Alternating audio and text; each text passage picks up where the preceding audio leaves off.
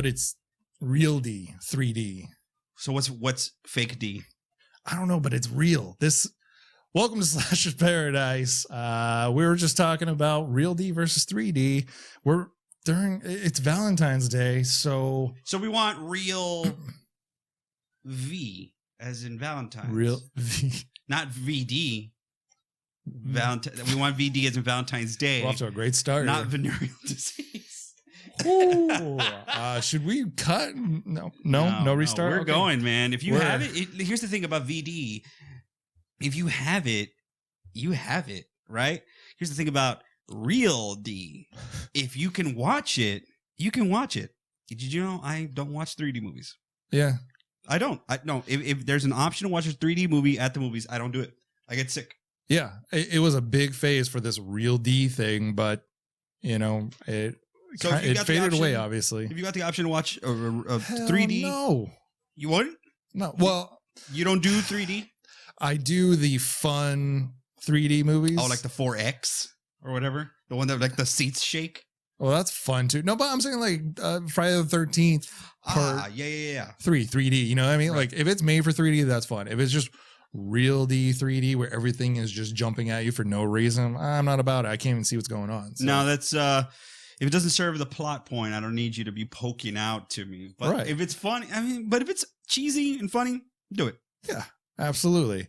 So for Valentine's Day, that gives you motion sickness, right? Isn't that kind of the thing? I can't do that. Cloverfield was when I try to watch Cloverfield, it was a freaking nightmare. I love Cloverfield. No, you don't. Nobody does because you get sick. I love Cloverfield. Apparently, there's a sequel coming finally. So you know what? Like I know a lot of people do love Cloverfield, and yes, a direct sequel to the original Cloverfield is coming out, and a lot of people love it. And I'm just like, I'll watch it at home because I do okay.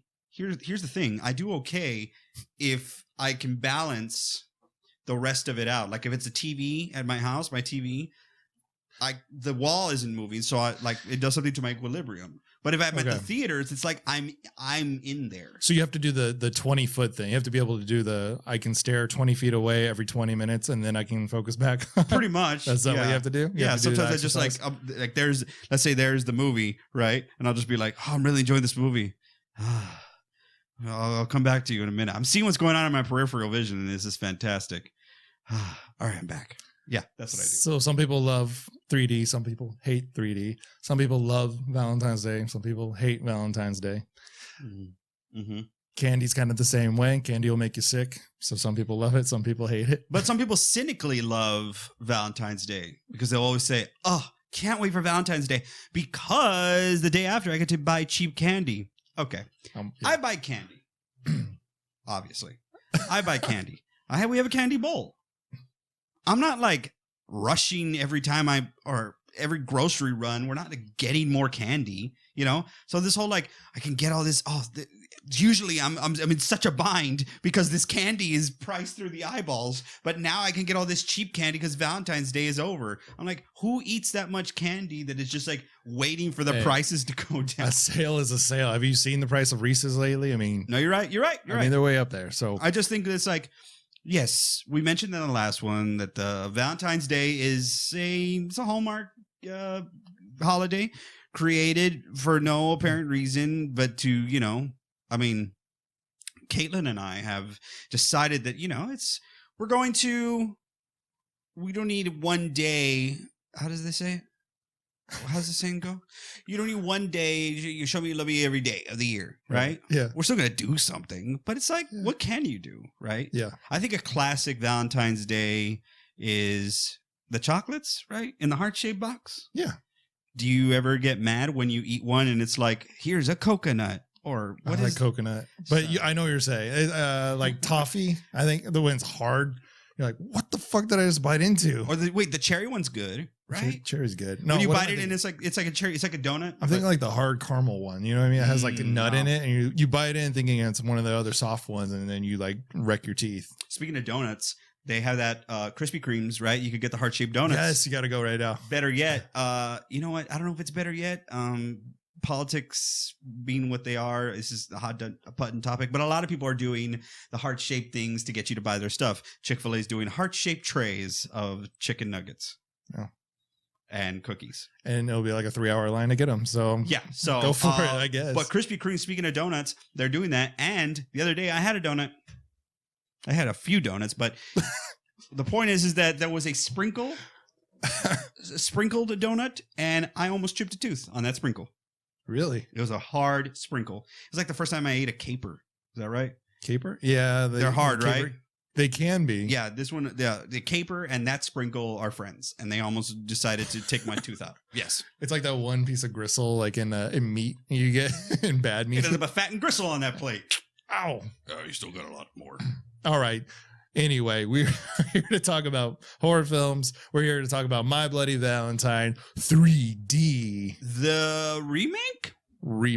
Yeah, I'd say that's a remake. 2009. We are in remake country as of right now. Yeah, this is no horror IP is safe apparently in the early 2000s. No, and remember we talked about in the last episode that there was a pitch for a sequel to the 1981 Valentine. God dang it. Movie. But we didn't get that. But we do have the same filmmakers coming back to do this one. To get it right? I think they got it right. So here's the thing. They pitched a sequel. Yes. Right? And then the sequel, they said, no. You didn't make enough money. Sorry. All right. But we can remake it and try again from the beginning. But that came 10 years later when remakes were hot. 2001, not so much. That's when they pitched the sequel. Okay. So 2001, well, I guess...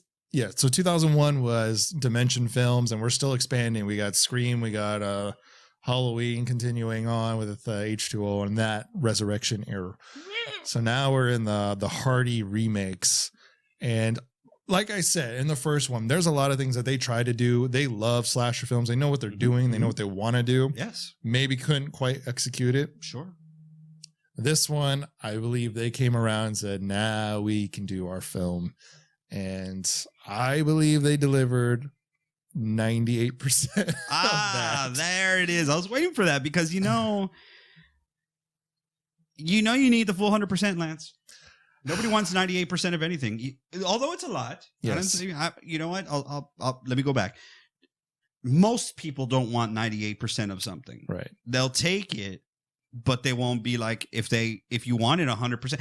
What I'm saying here is that endings matter. Yes. Endings matter. It's like, you ran the race really well and you were first place the whole time. And then when it came down to the finish line, you fell. You fell. And ended up in 3rd, 4th, or 5th. Yeah, we're talking about the ending, of course, of My Bloody Valentine. But before we get there, Danny, let's have My Bloody Valentine 3D 2009. Let's have our pumpkin spice latte. I'm going to do pumpkin spice latte, and I'm going to crush some of the sweeties. I'm going to sprinkle them on there. Yeah, let's see if we can get a little extra sweet. Okay, My Bloody Valentine, the remake, centers around a new town of Harmony, which is kind of cool, new name. Mm-hmm. But it is very much a retelling of the original My Bloody Valentine with the same players as far as names. We have Tom, we have Axel, we have Sarah. For the most part, that's pretty much the returning main three. And we have the legend of Harry Warden, again, returning. And it centers around a town that was traumatized by an attack by Harry Warden, except this time they tied in Harry Warden's trapped under the mine accident to Tom or TJ. Because he was working in the mine with them. Mm-hmm. He was working in the mine as a young kid because his dad owns the mine, and he wasn't bleeding the lines, and the methane exploded. Same thing, sort of. So the whole town blamed him. Harry escaped, got his revenge, came for Tom to finish off the deal, and Harry was then shot down, and the movie continues with a 10-year reunion with the players that were affected, meaning Axel, Sarah, and TJ, or Tom, and maybe things are just the way they were in the original, or maybe there's a twist here and there.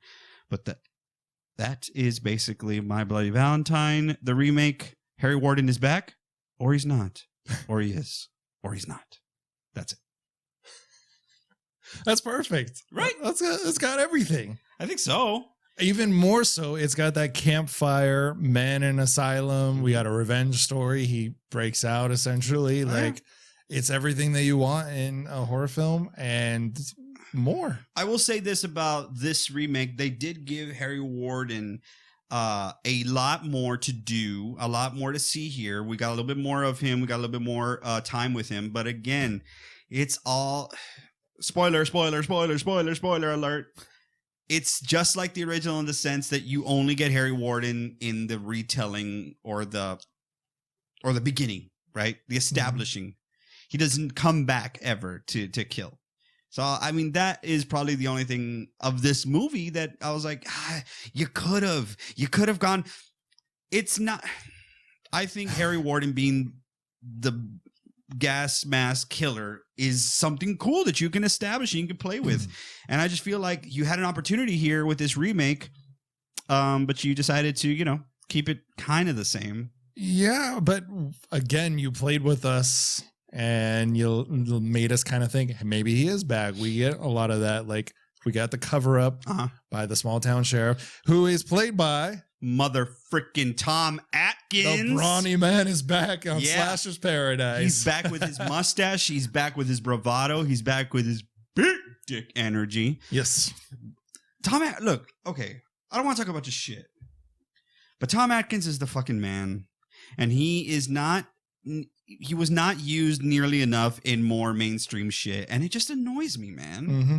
Like, think about it. It's him in a Lethal Weapon. Oh, yeah. Or, any sort. If he was, Charles Bronson was awesome, but if he was the what is it? What's the Charles Bronson movie where he, Death Warrant? Death Warrant. Death Wish. Whatever, the Charles Bronson movie where he gets revenge. Can you imagine Tom Atkins as the guy? Because not only is he mean business, they both have awesome mustaches. Yeah. But man, Tom Atkins is the man. We remember Tom from what? Halloween 3. What else? Season of the Witch.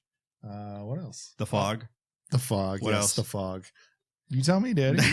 Night of the Creeps. You love that movie. I do love that movie. And my favorite is a mustache-less Tom Atkins at the beginning of Creepshow. That's why God made fathers, babe. That's why God made fathers. I'm like, what's that? What are you doing? Hey, Tom Atkins is here. Listen, our Valentine's Day episode is all love for Tom Atkins. We've already gone through that with Halloween 3. That's true. But he's the sheriff on this one. And he has a badge, which is great. So we know he's a sheriff in the beginning. And in the beginning, he is the sheriff. And this is when Harry Warden does break out. Yes, Harry Warden does. So here's what happens, right? There has so everything that is told by Happy in the original, all the lore, is told in a title sequence. Yeah. Which seems lazy. It seems lazy, but it's a way to break in the real 3D. Because if you watch it now, you can tell like it's supposed to be this cool 3D effect. I watched this in the theater. I saw the effect, and it was a good icebreaker on like, okay, I know the story. It felt a little Friday the 13th remake where that's what all this is. Yeah. Yet again, this happens on the same weekend. But so look, they tell the story.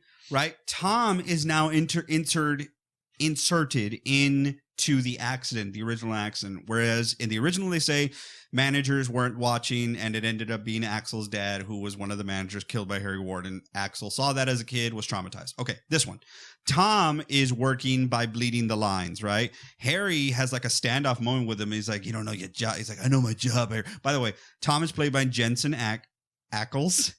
Ankles. No, Ackles. I know. From Supernatural and, heartthrob himself. But he's trying on a voice. I know my job, Harry. I'm like, what? Is this Christian Bale or was it? Yeah, he is. He's trying on a bit of a deep voice. But anyway, Harry and him have a standoff. He's not bleeding the lines. He doesn't look, blows up everybody. Everybody gets trapped down there except they don't do the cannibal thing, which the original did. They say that by the time they were to get to the 5 miners, they all had wounds on the top of their heads from a pickaxe. Yeah, so Harry killed them all to conserve goddamn damn hair, right? But Harry is in there. Apparently, then from that moment, gets put in. He's in a coma. Yeah, they find him in a coma, basically. Yeah. So he killed everyone that he was trapped with to conserve air. Now he's in a coma. They find him. Probably asphyxiation or something, because even then it didn't matter, right? Right. So they find him. He's in a coma and he gets sent to the hospital. Right. So where he's been. Yes. And this is all in the title sequence. So catch up. So they're having this, when I say they, it's another party with probably the people from the mine. So you got Tom, Sarah, who are together. Yes. You have Axel and is it Sylvia? Is it a different name? It's not Sylvia. It's Irene. Axel and Irene. Now, Axel and Irene are a couple, and you could tell there's a little bit of, Axel's like, that son of a bitch. Like talking about, nobody likes Tom. They said it's his fault that these people died, and Harry Warden, all this bullshit. Yeah. So he's like, are you going to be, they're saying, are you going to be okay coming to the mine? He's like, yeah, I'm fine. So they go and they party, but Harry Warden escapes. He wakes up, he escapes the hospital, and he goes on a killing spree. We're talking about massive, awesome, badass killing right as we start. I did appreciate that. Yes, the whole hospital scene, which Tom Atkins kind of comes and finds. It's creepy because we find him in the apron thing, right? Like he wakes up from his coma, and the next thing we know, the nurse goes in like, oh, where the hell is he? He's in the bed next to her. Yeah. And he's already bloody. And he ripped somebody in half. Oh my God. And then when Tom Atkins comes into the hospital, if you knew anything about the original film, and like I said, there is an uncut version of that film, they wanted to amp up the gore. The gore was so bad that the director threw up seeing some of it. Oh gosh. So when you walk into this hospital and you knew anything about that movie, you're like, oh shit. Like they finally got all it's time to go. Like this is the movie they wanted to make. There is gore everywhere. There's bodies ripped up by Harry Warden. What a badass slasher. Oh my God, yes. Right from the start. Yes. And he gets to the mine, he starts killing people, and it eventually leads to a standoff between him and Tom. And Tom's about to die, but the sheriff, Tom Atkins, shows up. Of course. He better. Why am I just like thinking his name is not Tom Atkins randomly? It's Tom Atkins. Okay. I think we said his name too many times and then it started sounding weird. I was like, because I'm thinking of Atkins Diet and I'm like, am I thinking of somebody else? Anyway. Delirious. I know. So he shows up and they shoot the shit out of Harry, right? Makes Harry retreat into the mine, and we're left with a traumatized Tom.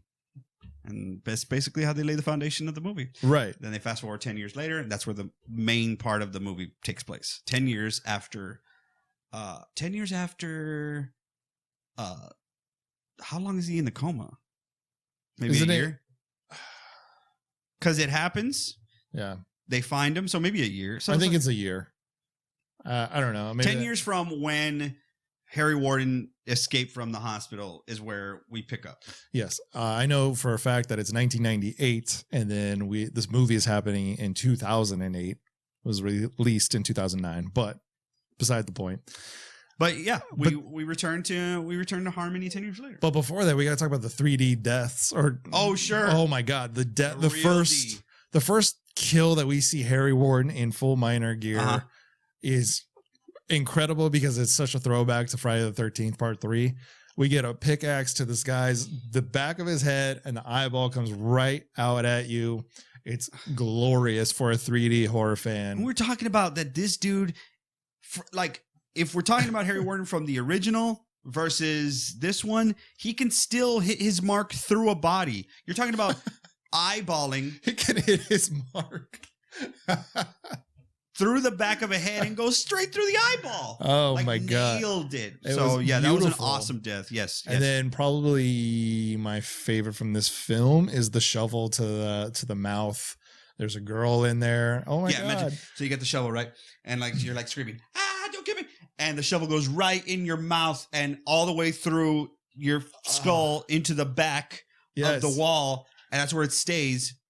Your body falls. Slowly though, they just enjoyed the shit out of this. It's like when you see ice melted on a counter, and it's just yeah. So here's your shovel. Here's the top of the head. the body slowly slinks down. You're like, oh wow, that was cool. And then the the sizzle of the butter. head just kind of like, yeah, the sizzle. That's exactly it's what like butter on a pan. Sizzle. This head just like half of head just slithers down. But also it was almost like a second or like an afterthought. It was like, who's this bitch? You know, it slams the shovel into her face.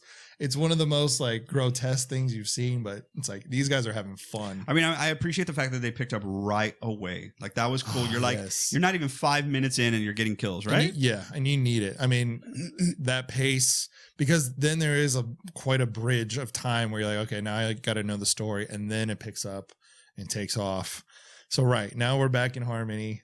Well, so like they framed Axel to be this like dickhead, right? Well, of course, 10 years from now, he's not a dickhead. He's the sheriff of Harmony. I wouldn't trust this guy with a potato gun. And he's the sheriff with this wispy hair, first of all. I don't know. He just looks like someone darkened his facial hair. He's a good looking dude. He's from Final Destination. When is he a good looking dude? Kurt Smith. Just joking. No, he's a decent looking dude, but he's a young looking guy. So you got to age him 10 years. The hair is fine. It's the facial hair that just doesn't quite land. I just love how he, every time, like when he's on the phone with Sarah later and like there's a close up of him, it's like he knows there's a close up of him. I mean, fine. Oh, yeah, he hits the smolder for sure. Who are you with right now? I will say throughout this film, he's a decent sheriff for what's going on. He holds everyone accountable. Oh, come on. I'm just joking. Tell me that he's not. He calls out. He's going right up against Sheriff Burke. Is that his name for Tom Atkins? Jim Burke. Hell yeah. Got that right. Yeah. That's the sheriff I want. Well, that's the sheriff, but he's retired now. Oh, yeah, you're right. He's retired. But what I love about this new sheriff, Axel from the original, totally different character now. Yeah, they don't work in the mine. Right. Well, Tom does, but Axel didn't, right? Well, Tom goes away after that. That's still the same. Tom leaves. Tom leaves. So now it's been 10 years and Tom's been gone that entire time. Axel's now the sheriff. I think Axel's a great sheriff. Like we said, Tom Atkins' character, Jim Burke, and a couple of the other guys we'll talk about later, Foley. They did the cover up, right? They took. No, go ahead. I want you to talk about how great Axel is. Okay. No, keep it up. All right. We'll go there. Anyway, as a sheriff, not as a human being. Oh my God, he marginalized him.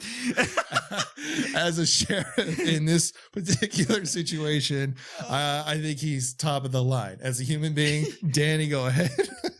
Fuck Axel, first of all. No, sir. I'm sorry. You don't get my, benefit of the doubt whatsoever. Do you want to know why? Because it's established that Axel doesn't like Tom because he's with Sarah and he loves Sarah, right? But Axel, in the 10 years that Tom has been gone, has decided to, schmooze up to Sarah. They go through a traumatic experience together, and he marries her, and he has a kid. Wouldn't that be nice? Nice story. Only it's not, because he's cheating on Sarah, who owns and/or works by now at the grocery store that is in her family. He's cheating on Sarah with one of her employees. Not only cheating in a dirty shack. Not only cheating in a dirty shack, he gets his side piece pregnant. Gregante. Pregnant. She gets so pregnant, and she's like, oh my God, leave your wife. I'm pregnant. You piece of shit, man. The girl you were pining for, you cheat on her with a girl who wears too short of a skirt. Let's be honest. If you're going to be stocking groceries at the supermarket, I'm just going to be, no, I'm not talking about, where would you want? Obviously your body, your choice. That's just logistically a problem. If you're going to be, giving up on the ladders and there's, guys going through the town, they're like, let me get, can I get you something up there? And they look up the skirt. I'm saying, fuck Axel, right up the ass. My defense for Axel is only for him as a sheriff. He does his due diligence. He calls out the forefathers of the town that kind of put Harry Warden in his place. They buried him off to the side of the town, and he calls them out and says, let's go find the bones of this man. I want to know that he's still there. I know that you all buried him. Let's take everyone out there and find him. That's the only thing I will say. He's a good sheriff for a horror film. Not a great person. Does not deserve the reward that he kind of gets at the end. But we'll get there in a minute, and you can go off again about it. But as a sheriff, I like Axel. As a human being, I do not agree with Axel. See, Darth Vader, he was so artistic. He used to do these paintings and stuff. As a painter, he's wonderful. I'm not speaking to him as the Sith Lord. All right. I get it. No, I just have a problem with that. I have a problem. If you want to make an asshole of a character who's also good at his job, fabulous. I think I am holding too much on to what you already alluded to, his payoff. Yes. And you know what? Fuck the payoff. The payoff sucks. But because look, they do establish, right, Sarah's a good girl. Yeah. Right? She went through a traumatic experience with Axel. Mm-hmm. What's the traumatic experience? Tom saved them from Harry Warden in the beginning, and they get into the truck and leave him. That's another thing. Why are y'all so, Tom, you left us and all this stuff. I'm like, if I was Tom, my retort would have been like, y'all left first. You put that shit in reverse and left me there with Harry Warden, who was very pissed off at the time. Who was always pissed off, but he was very pissed off. So what I'm saying here is like, Sarah goes through this experience with Axel, small town, not a lot of slim pickings. Yeah. And again, trauma relationship. We've kind of gone over that before. That's what happened. So 10 years later, they also have a son together. Yes, they do have a son. Yeah. But, Tom is back. Oh, boy. And what is Tom back for? He's not back to work in the mine. He's not back to live in the town. Right. They still have Tom as, Hanniger. The mine is in his family's name. It's his family's. His father just died. Didn't even go to his dad's funeral. They're all blaming Tom. You son of a bitch. Why didn't you go to your father's own funeral? Blah, blah, blah. And he's like, I don't like my father. Whatever he says, right? And he's coming home to sell the mine. Yeah. He's going to sell it.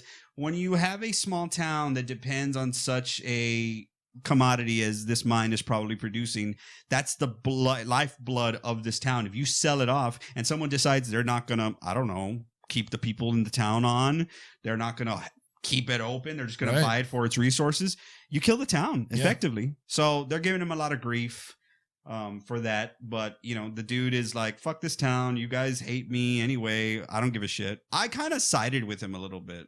Yeah, because I'm like, why would I try to help a town that turned their back on me and made me this it was an accident. Yes, people died. I'm sorry, but accidents happen. Yeah. But I'm the piece of shit. Okay, I want to leave and I want my money and I'm gonna leave. And they're like, now I have to take care of you guys? Get the fuck out of here. Take care of yourself at that point. I mean, nobody else is going to. No. So yeah, you're right. And you kind of have some sympathy for this guy, but the timing of everything, him coming back and what's going on, and we get to go right into yes, one of the most talked about scenes at the time. I mean, I don't know if people really still talk about this film because there's so much of the time in it, you know what I mean? Yes, yes, I know what you mean. There is one particular scene, Irene, Axel's old fling, is getting down in the motel. So Irene has, everyone has evolved from that one traumatic experience 10 years ago, and their lives have gone in certain directions. Yeah. Tom left. Sarah and Axel got together and made a family. He became sheriff. Irene, though, decided to be, she's had a little fun. Yeah. She was, she's not a prostitute. They don't say that, but she is what? She says that she's not. I think she's just a little, she's sleeping with a trucker. But it's kind of alluded to that they know each other and she expects more. He's just in town, but they have some sort of relationship prior to that. Yeah. For all you fans who appreciate the art that is horror films and gratuitous nudity, because there is an art to that. Absolutely. I'll say this: every cheesy horror film, in the slashers or whatnot, the 80s and 90s dominated ones, 70s as well.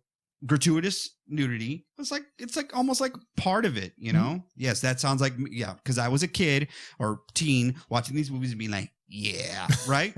That's fine. It is what it is. But in 2009 or 6? 9. In 2009, I'm out of college, as a matter of fact. And this nudity scene, it blows every gratuitous nudity scene I have ever seen out of the water. Like, right out of the water. Like, so bad. So Irene does get down with this trucker. He videotapes them. Yeah. And I will say videotape because that thing was probably, that had tape in it. Probably. Right? Yeah. It kind of looked like a little mini hi-8. It might have been like a DV, but yeah, it was a tape probably. Okay. DV so tape. He recorded them having sex and, you know, he treats her like shit. He's like, yeah, whatever. Because obviously, you know, he's done with sex and she's really sweet talking about Valentine's and the history of it. And he's like, yeah, whatever. He's like packing up and she sees that he recorded it and he's like, yeah, whatever. This is for my use. And he like throws her money. Or he's like, I'll pay for it. I don't know what he says, but she says, I'm not a prostitute. I'm not a prostitute. He's like, now you are, or whatever. Yeah, he throws money off and throws the money at her. So she is not gonna stand for that. She reaches into her purse, grabs a gun, and walks out after him, but does not get dressed. No. Whatsoever. And it is full on nudity. Full. And all she's got on her heels. Ah, right. So am I an idiot? So she walks out after him, gives him a little chase, and he knows the gun's not loaded. Right. So we get a great 3D effect of her throwing the gun at his head, which was fun. It was the least effective 3D of the whole movie, but it's still fun. And then he opens the door, pickaxe to the head, right to the top, kind of like what is? Oh, dang it! I had it. It's the one, and this is how these monsters they kill. Starship Troopers. Yes, yes. The when the bugs get to the top of your head and they're like, and they get into your brain and they get your brain, man. It's a great pop scare. I love this scare because it's like you really don't expect it. You're watching this girl run around completely naked, which you don't usually see in films, and it's like and again, I shared this fact with you, but this is her idea. I did not know that. Yeah, so they were gonna film this, like she wraps herself in the sheet. They filmed it a few times, and she was the one that says, "Guys, this isn't gonna work. I'm dropping the sheet. Let's film it." And they went, "Okay." Yeah, like a bunch of grips and people on set are gonna be like, "Oh God." So she's running in heels. Like that is an awkward thing to do for women, no matter what. Running or trying to run in heels. Sure. She's throwing all vanity out the door. And then you get a great pop scare out of this where there's Harry just right there and you get, oh my goodness. And then the chase is on. Yeah, because the trucker's dead. She's not done. The scene continues and she still is obviously, okay, no, clothes aren't just going to reappear. But I mean, she's very naked and, you know, eventually Harry gets her and it makes the scene, I mean, it makes that scene real. Like, think next time before you go chasing anybody, like, I'm going to put some clothes on because this might get worse. Yeah. This whole situation might get worse. Oh, shit. Now I got to run down the street. I got to go to the HEB, or sorry, that's for Texas. I got to go to the Walmart to hide from the killer in my birthday suit. Yeah. You know, and then if it's cold, it's. And we get some more gruesome deaths out of there. He kills the hotel manager who's a little person, like pickaxes her all the way up to the roof. I'm like, that was excessive. She's looking for a dog. Thank God no dogs were harmed in the telling of this story. Right. I hate that shit. You know I do. But you love Michael Myers. So, but that death is so gruesome and aggressive. And I love the pickaxe up. It's something that you don't get with a lot of slasher weapons. So it's so much fun to see that. Takes her out. And what that does, there's another thing we got to talk about is Irene, when she goes into the room to hide. She goes to the closet and that's not going to work. Been there, done that kind of a thing. She goes under the bed, but there's something that she does that I always love because I'm like, oh God, her foot's sticking out.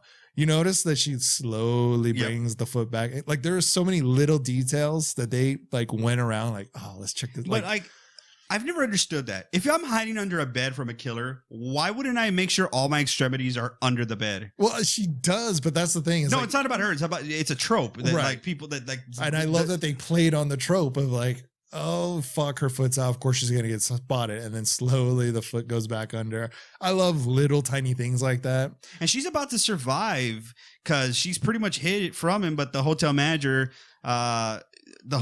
death makes her kind of yell out a whimper. And there it is. So, yeah, the movie, Lance, has a lot of great, awesome deaths. It's the suspense is done well. The terror is really good. Yeah. And I will say, as far as a whodunit goes, I think it elevates what the original already brought to the table. I think it elevates a lot of what the original brought to the table. Like, not only that, but it gave you kind of Scream vibes where it's like, who the hell is it? Like, did Harry really come back? I mean, they said that they buried him. You see his grave site that they kind of made. Ankles. He is back. Tom is back in town randomly at this particular time. Axel kind of gets everything thrown back at him. And you're kind of lining things up and you're like, oh shit. And even Tom throws it at the deputy. Right. Like, what are you doing at the mine? What's his name? Eddie? No, Deputy Martin. He even kind of throws it at him. It's like, oh, it could be literally anyone this time. Anybody, you know? I mean, and you're like, whoa, they may go with a woman as well. Like, it could be anyone. I mean, it's not like we haven't seen a woman in the full garb, the original. You think it's two people. You're like, oh, like just, you know, you don't know who it is. And then it reveals that it is a woman. So it could be anyone. And you know what? This movie does do that whodunit thing pretty well while still, elaborating on some things. Because every time I would look at Axel, because they told us right away that he's cheating on this wonderful woman, you would assume, because she's like everybody wants her, you know. As when I say everybody, it's like the two guys want her. And he's, you know, I just look at his face and I'm like, you dirty cheater, like what's wrong with you? But anyway, talking about Tom Atkins though. I mean, we're not going to go scene by scene. We try not to do that, but we do want to talk about our favorite scenes. And I got so gushy over my boy Hollis, rest in peace. In the original, I gotta still talk about my favorite line in this movie, and it's delivered. Lance, I don't want to talk about your shit, but some people can say lines and they're okay. Yeah. Others can deliver lines so well, with so much gusto, with so much vigor, that they make you almost want to shit your goddamn pants. Yeah. And that's what Tom Atkins almost did to me when he delivers a line in the bar with Tom and some of the town folk. Tom enters the bar. Everyone's like, you son of a bitch, because there's already been some murders. They're already blaming Tom. It all started because you got back here, right? And everyone's either mad at him because he's selling the mine. They're mad at him because of the shit he started way back when and all this stuff. And they all start to fight with him. There's this one big dude who starts like pushing Tom around, and they're about to fight. And who steps in to break it up? The man himself, Tom Atkins, old Tom Atkins, not ancient, but he's in his silver years, opened, like, just pushed everyone apart and just yelled out, "Stand down, God damn it." And I thought for a moment, my body left me. When people say your soul leaves you, yes. My body left me. Like my soul stayed behind because my body was already running down the highway, screaming, laughing. I bet that was one take. I swear to God, I'm like, there's no way you can top that. That seems so organic. That seems so real. Stand down, God damn it. It was so good they put it in another film. So Tom Atkins plays a similar character in another movie with the same filmmakers, and he delivers the exact same line. Wow. With a bar fight. So I mean, there's some lines they just need to live on. They can't be held to one movie. No, you got to put that one on a shirt. Stand down, God damn it. Tom Mother Atkins. I think you'll have that shirt next time we film. We're talking about our favorite scenes. I want to go into the scene with Sarah and Megan, who are both Axel's side dishes, or wife. One's a main dish and should be the dish. Wife, main dish, side dish, Megan. Mm-hmm. But they're in the grocery store where they work. Mm-hmm. And I love this scene because it kind of plays with some sounds and some creepiness, and you got the awkwardness between the two girls, who you find out Sarah actually kind of knows what's going on at a certain point with Megan and Axel. Yeah. But she's not dumb. She's not dumb. She sees, what's going on. Yeah. But at this point, there's just that uncomfortable. Megan's kind of pushing, like, why are you and Axel a thing? And what's going on there? But then we get the old school, like, oh, what was that? And I'm kind of creeped out. And then, oh, it's nothing. Let's get out of here. Lights shut off. Mm-hmm. Harry's in there. Harry Warden is in there. This scene, for a good chunk of it, while Harry's got his light, which we haven't talked about the light, which we got to get back to. But this scene reminds me so much of Sam Raimi's Intruder in the grocery store. I don't know if you've seen. Yes. This scene reminds me so much of that. And again, it's those filmmakers that are like just in love with slasher films. Mm-hmm. It's like, oh, we have a chance to put in some Intruder into this. So they do that, and it turns into this great scene. We get another great visual once Megan gets snatched out of this window, because there's a great chase scene through this. You see the aggression of Warden. He smashes through a bunch of the glass and all this kind of stuff, traps the girls in the office. They get out of the window, and Megan gets snatched, and it's totally quiet. And Sarah goes to the front. And I love that when you come around the corner to find Megan, you see her in, oh God, I love this scene because it's her sitting down, completely gutted, all the way up, totally bloody. And what does it say above her head? Be mine forever. Be mine forever, which turns out to be a big... just say it in the beginning when she's with Axel. She's got that. She gives him a Valentine's Day card that says "Be mine forever," and he's like, "Okay, whatever." And he's like, "I didn't get you anything." She's like, "Oh, you did. I'm pregnant." So I will talk about that scene real quick though with you. Yeah. So they're in the office. Oh, and she's like, I know you're gonna say, because it's obvious. Yeah. I'm like, what are those things on the side of the door there? Anyway.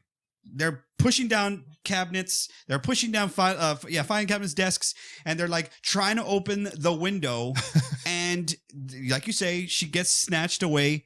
Those three things are huge in color. One is blue, one is red, and another one I think is green or something. And the red one's fire. The blue one is police, and it says it huge.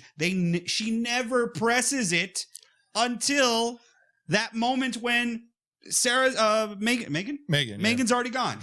Why wouldn't you press that as soon as you get into the... Well, I mean, okay. They're huge and they're big because of the reason, Lance. Okay, but... So you can't not see the reason this is justified. The reason this is justified is Harry Warden is right behind them as they close the door, right? And Warden, in one single motion, gets the pickaxe and slams it into the door, just misses Sarah's face. There is tension. There is drama. She needs to go brace the door immediately. She can't reach it because she's bracing the door. She's telling Megan, get out of the window. She's telling Megan to get keys. Keys? She got the keys out of the drawer. I'm like, oh, honey, while you're getting the keys, can you press that button? She already made her go to the drawer to get the keys. What are you gonna do? Press the button that says police. That's okay. It's huge, Lance. It's huge. I get it, but what I'm saying is they made Warden look badass and add attention to that scene where you may be like, oh shit, I wish I'd pushed that button way over there, but I can't get to it now because he's breaking down the door with the pickaxe. I can believe it.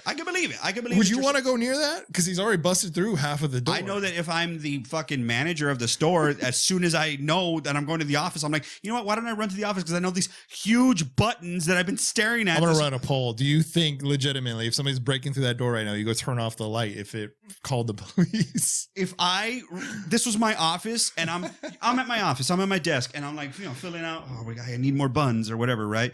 And I'm looking up the entire time because I'm in my office doing this work and I'm like, these huge ass buttons that I look at every day.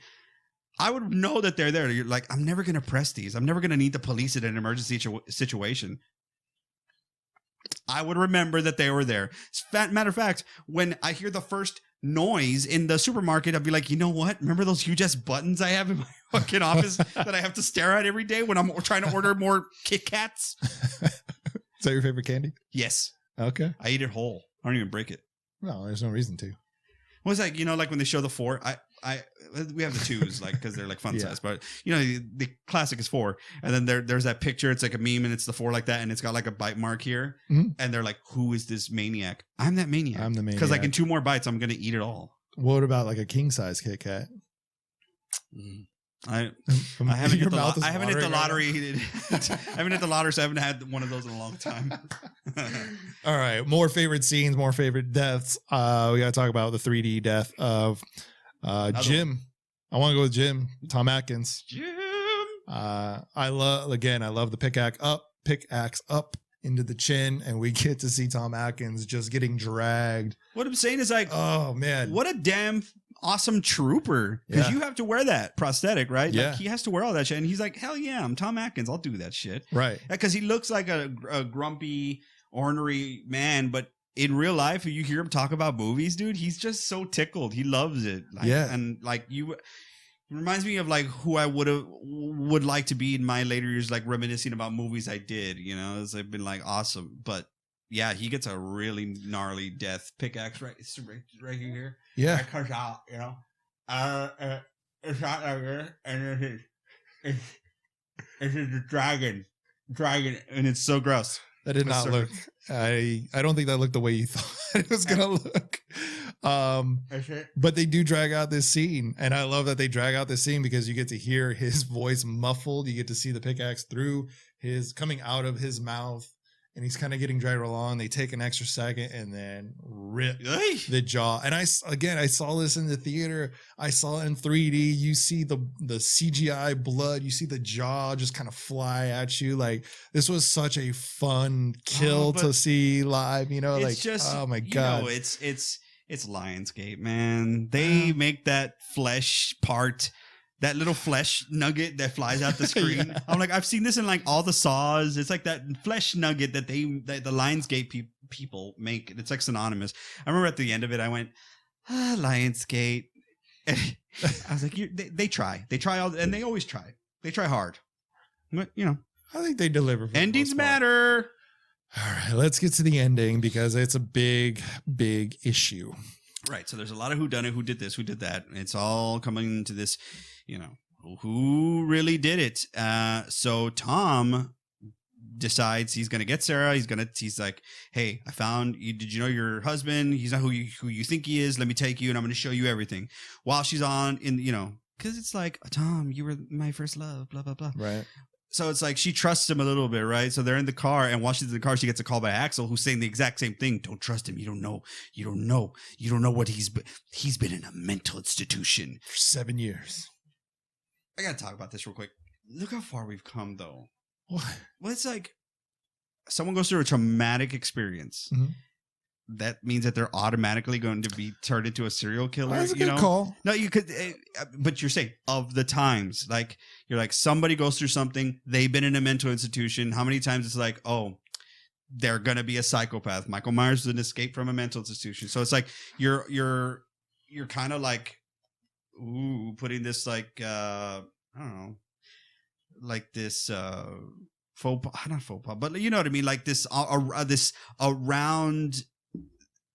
This hovering over mental illness at this point. It's like it's a bad thing if you have mental illness, and it's like not really. Like, I mean, you can go to a hospital if you suffer from a traumatic experience and like, you know, get better. It doesn't mean you're going to turn into a fucking serial killer. Yeah, but we're playing on the trope. It's not that, I don't think it's that serious. No. But you're playing on the escaped mental patient sort of a thing. But what I'm saying is like Axel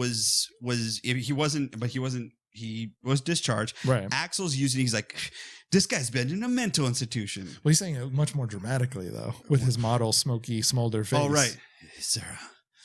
Get out of the car. Get out of the car right now. Tom's not who you think he is. He's been in a mental institution this whole time. Sarah, get out of the car. Is this Clint Eastwood? Yeah, well, it's Clint adjacent. You remind me right now of Jim Carrey when he gets the Clint Eastwood face stuck on him. So comes, they all, have a clash, and it's, no, Sarah, it's not me, Tom, it's Axel who's really hairy. No, it's Tom who's really hairy. No, it's him. And then I think you should talk about this because that's your boy. Talk about the moment that he redeems himself.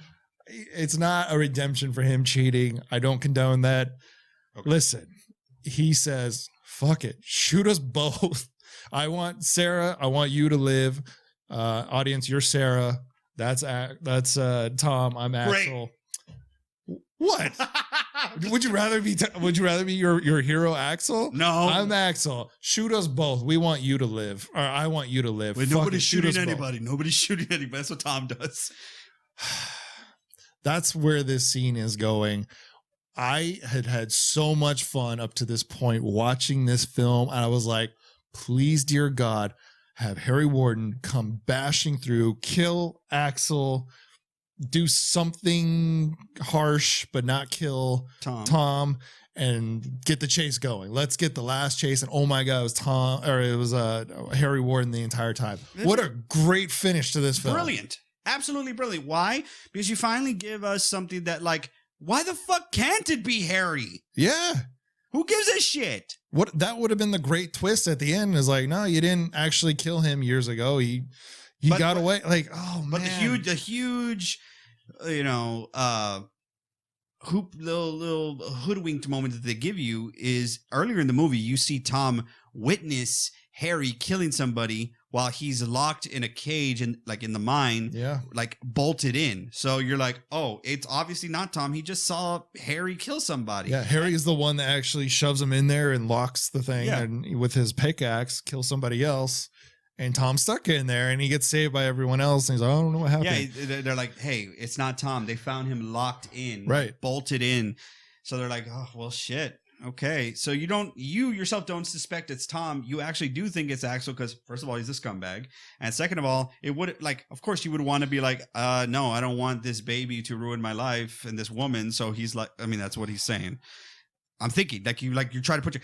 So he was like, okay, yeah, it would definitely be Axel because he's a son of a bitch, and he's trying to kill Tom because Tom's ruining everything by making Sarah fall in love with him again. But who is it? The twist.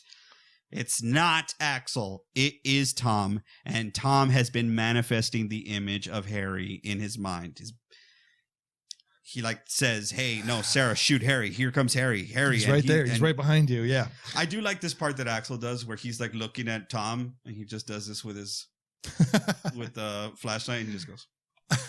Yes. And he looks to check it out. And then Sarah checks in with Axel and he's like,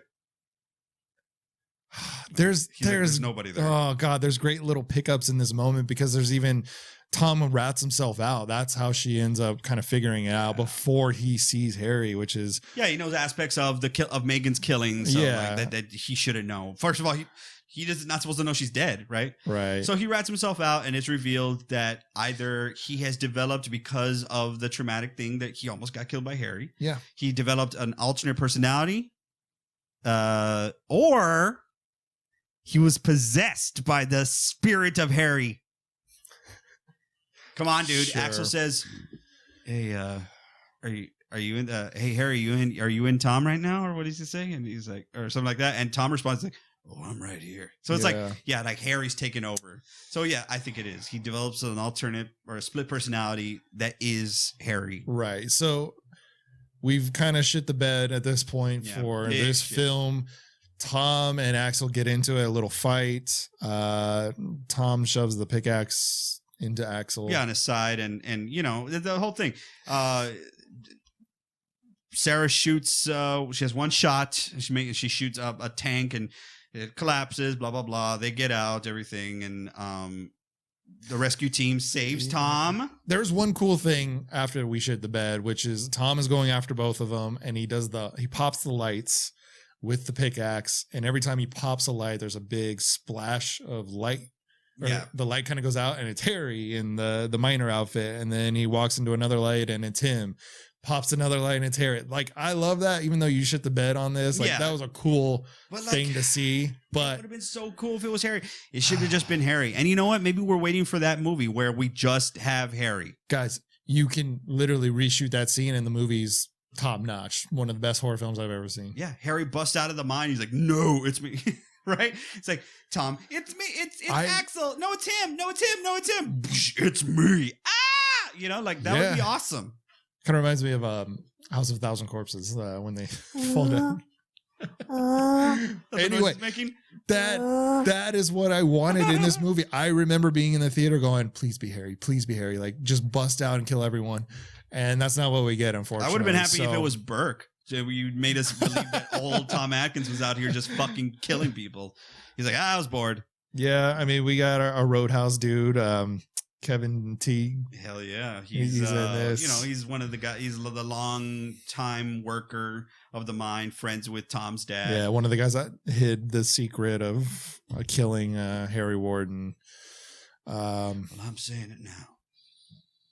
Get out. When he gives the guy his walking papers. It was great to build that cast. Like, I thought it was a really fun cast. Yeah. But anyway, at the end, Tom gets rescued, but he kills the guy that's rescuing him so he can sneak out as one of the rescuers. And he looks into the barrel of the fucking lens. And it's like he's looking at the audience. It's like, I'll be back. And there's the movie. Yeah. Yeah, major shit of the bed. But you know what? If 98% of your sleep, it was beautiful. You had a beautiful night's sleep, and then right 2 minutes before you woke up, you shit yourself. What? Yes. Nobody wants to shit themselves. They want to have a good night's sleep. I don't want to shit myself in the bed. I get the analogy. It's like you could have just walked to the bathroom if you'd woken up. Exactly. Yeah. No. 2 minutes before you shit your pants. That's the saddest part of this film is that the perfect ending was right there and you fucking fumbled at the 1 inch line. You're a Cowboys fan. I mean, you know. This son of a bitch. Oh, man. That's coming from a Jaguars fan. Remember after their 1 win, they were like, we're not satisfied with 1.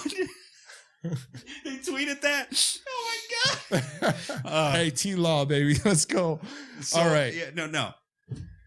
Hashtag endings matter.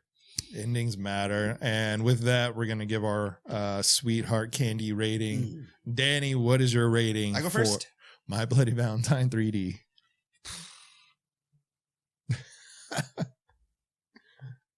Three. A 3. 2.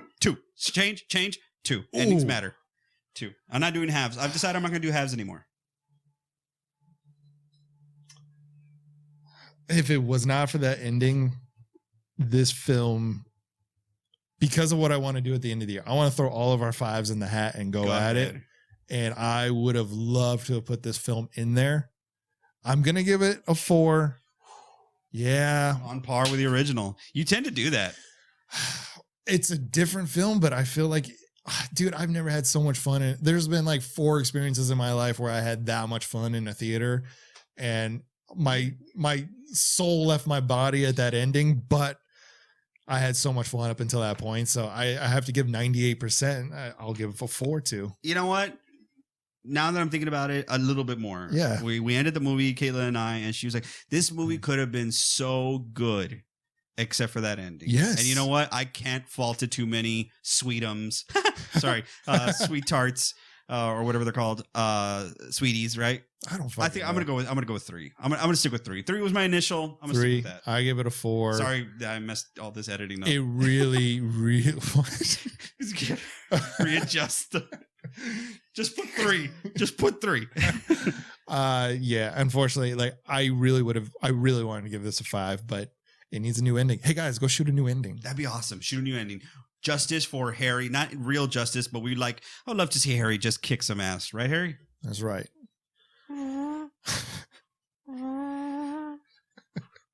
And we did get a cool ballad at the end of this one. God bless it. Yeah, you need cool ballads at the end. Anyway. Especially after the first one, man. All right. Anyway, that's Danny. I'm Lance, reminding you to lock your doors, bolt your windows, and stand down. God damn it. Join us next time in our Slasher's Paradise.